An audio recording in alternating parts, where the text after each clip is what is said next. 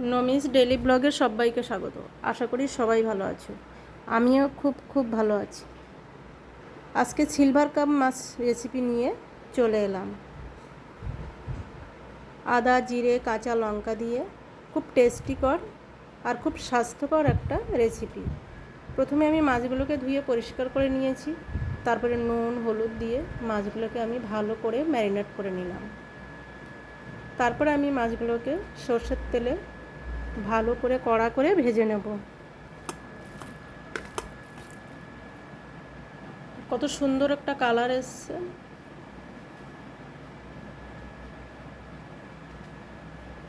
মাছটা ভাজা হয়ে গেছে। প্যানের মধ্যে আমি দিয়ে দিলাম রাঁধুনি আর কালো জিরে। আর এখানে যে মশলাটা দিলাম সেটা আদা, কাঁচা লঙ্কা আর জিরে। আর আমি কিছু দেব না এখানে।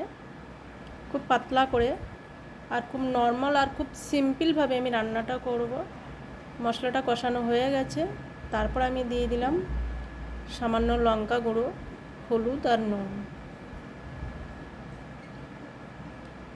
ভালো করে আমি মশলাটা কষিয়ে নেব। আর দেখো মশলা থেকে তেল ছেড়ে এসছে আর কালারটা কিন্তু দুর্দান্ত এসছে।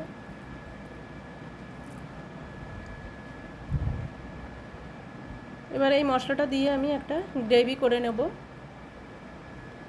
দিয়ে দিলাম পরিমাণ মতো জল।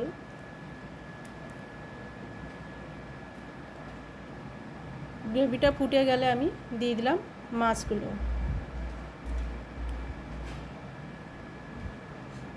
এইভাবে তোমরাও ট্রাই করতে পারো পেঁয়াজ ছাড়া।